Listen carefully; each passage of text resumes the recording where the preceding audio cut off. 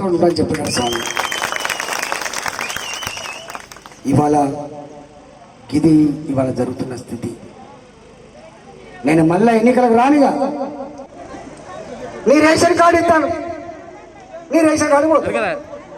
ఇవాళ పిల్లలు పెనుగులు ఆడుతున్నారు. నా పిల్లలు పెనుగులు ఆడుతున్నారు.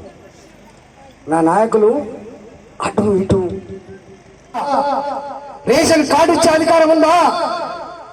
లేదు. మంత్రులైనా లేదు.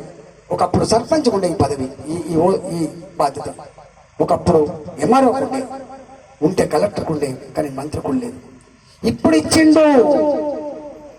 ఆగమేఘాల మీద డబ్బు సాధింపులు చేసి పెన్షన్ ఇచ్చింది. ఇప్పుడు కార్డు కూడా ఇచ్చింది. ఇప్పుడు తెల్లరేషన్ కార్డు కూడా ఇచ్చింది. ఎందుకు?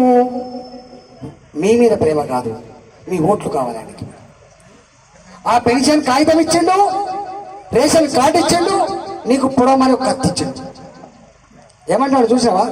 ఇగో టిఆర్ఎస్ ఇస్తాంటివి, నీవిచ్చే దళిత బంధు, నీ భూమి అమ్మి ఇచ్చినవా? కూలి పని చేసి ఇచ్చినవా? ఎట్టిచ్చినావు? నా ఆడబిడ్డ కదా సబ్బు పిల్ల కొంటది, నా అన్న కదా ఒక లిక్కర్ సీసా కొని తెచ్చుకుంటుంది, అలసిపోతాయి. ఒక టీవీ కొన్నా, ఒక సైకిల్ మోటార్ కొన్నా, ఒక సబ్బు పిల్ల కొన్నా, ఇవాళ పన్నులు కడతాం మనం. ఒక తాగే సీసాల మీద మనం కట్టే పన్ను ఎంత తెలుసా? 30,000 కోట్ల రూపాయలు కడతాం. 30,000 కోట్ల రూపాయలు. పెన్షన్లపై ఇచ్చే పైసలు ఎంత తెలుసా? 9,000 కోట్ల రూపాయలు. 30,000 కోట్ల రూపాయలు ఎక్కడ? 9,000 కోట్ల రూపాయలు ఎక్కడ? దానికి మనం ఏమంటామంటే, ఓ కేసీఆర్ ఇచ్చిండు. కేసీఆర్ ఇయ్యలే, నీ పైసలు నీకు ఇచ్చింది. కేసీఆర్ ముఖ్యమంత్రి, నీ పైసలకి కాపలదారు మాత్రమే, ఓనర్ కాదు. ఈ డబ్బుకి ఎవరు ఓనర్లు?